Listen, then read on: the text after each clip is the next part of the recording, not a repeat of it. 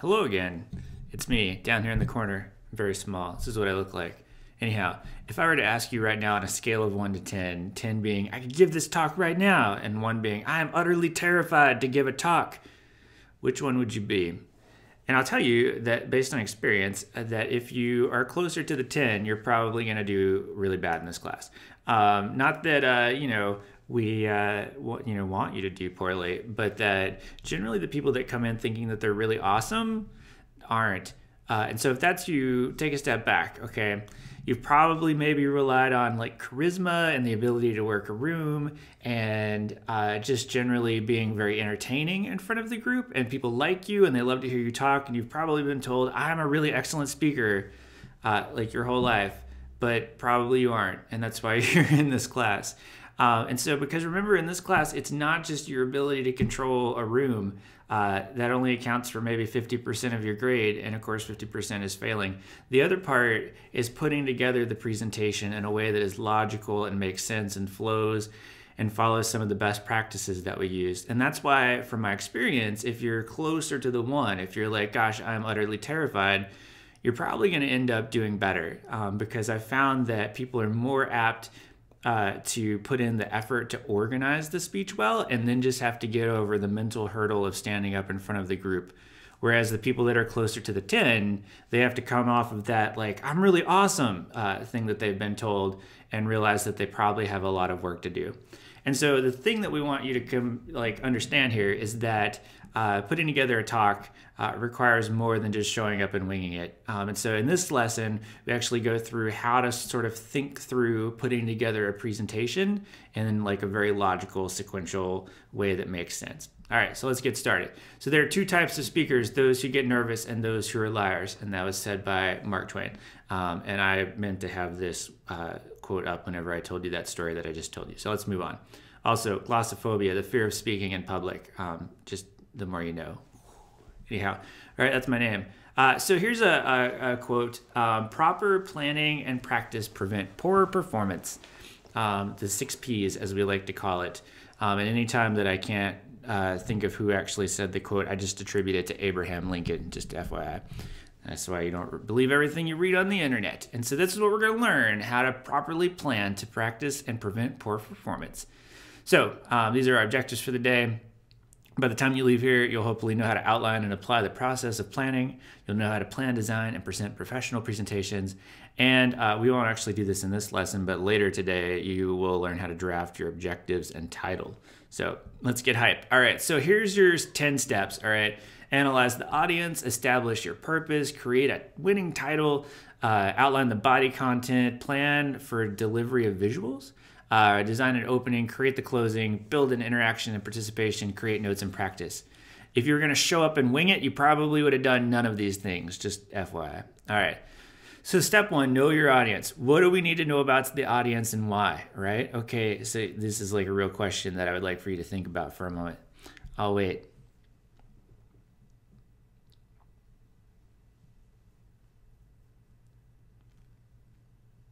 Okay, great. Good job. All right, so here's some things that you need to think about. Your audience is made up of a different group, right? Typically, whenever people think about the things that they need to know or to share with a group, they think about what you know that you want to share with them. Like, that's probably what you're doing right now. You're like, oh, I got to put together a speech. I know these things, and therefore I need to share these things with the audience. And that is okay, but the thing that will make you a really great speaker in this entire course, like if you can get like 1 lesson, it's that you need to think about what your audience needs to know and turn that around. And so think about where your audience is coming from.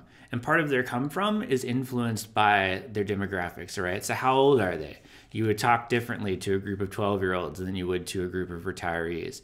Is it an all-female group, an all-male group? What region of the country are they from? Are they from the Midwest where they know about Midwest things? Or are they like East Coasters that may not know about stuff?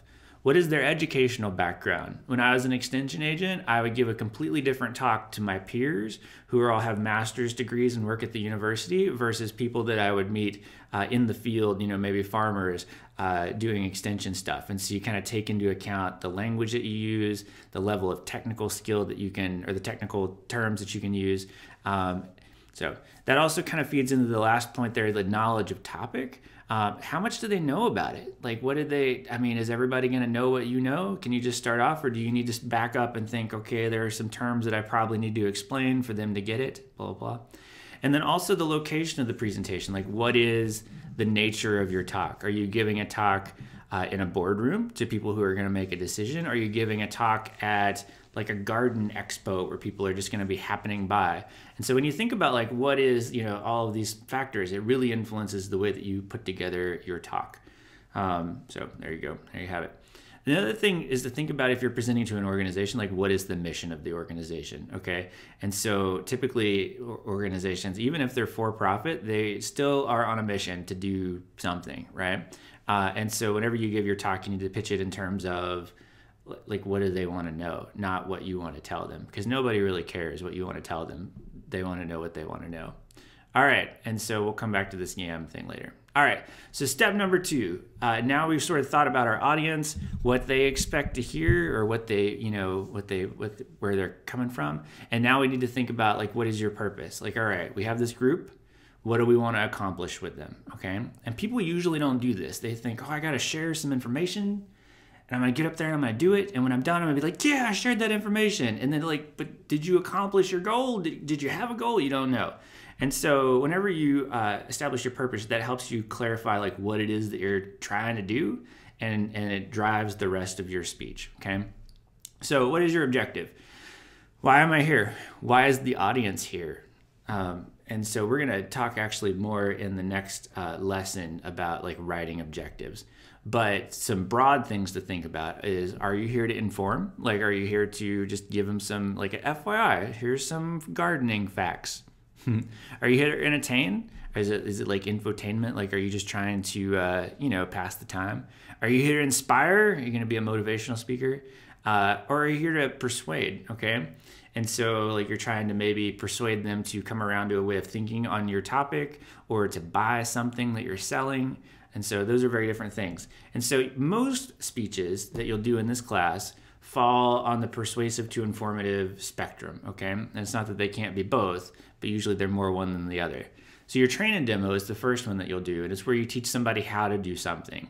So that's obviously more informative. Your informational talk obviously has the word right there in the title, and then your persuasive talk is where you try to bring them around to something, and that's sort of more in the opposite direction. Hopefully that makes sense. So here's a good way to think about what you're hoping to accomplish. So say to yourself, when I'm finished with my talk, I want the audience to be able to think a certain thing, say a certain thing, do a certain thing, feel a certain way about a topic, or just generally know about a topic, all right? And then you write your objectives accordingly. We're gonna, again, objectives are tricky, and so we're gonna do an activity later on. So, but just generally think about like, what do I want to accomplish? So your first talk, for example, is your training demo, right? And so what most people do with their training demo, most people do it wrong. They come in and they're like, all right, I'm going to teach people about, you know, let's say it's nuclear safety, okay? This is not a thing that anybody ever does, but let's just go with me for the moment. Imagine that you're like a nuclear inspector, and you're tasked with training people to know the proper way to do some kind of nuclear shutoff valve that will prevent calamity, okay? And if you're like most people that in this class, like you come in with the, all right, I'm going to teach them how to do this thing. And so you write your objectives as such that what you're going to do. You're like, I'm going to come in and I'm going to tell them about why this is important, and I'm going to give them the 4 steps to shut off the valve, and then like how to avert crisis, all right? And so you come in and you do that, and you've said your piece, and you declare victory, and you're like, yeah, and then you leave. But did those people actually learn anything? Like, you don't know because like you didn't evaluate them. Like, your mission was to give the speech, not to make sure that they're trained on the thing.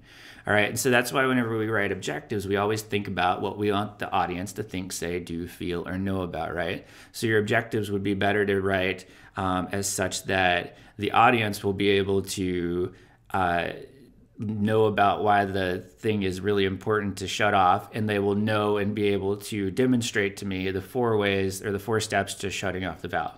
And that changes things, right? Because then when you come back and you say, did I accomplish my mission?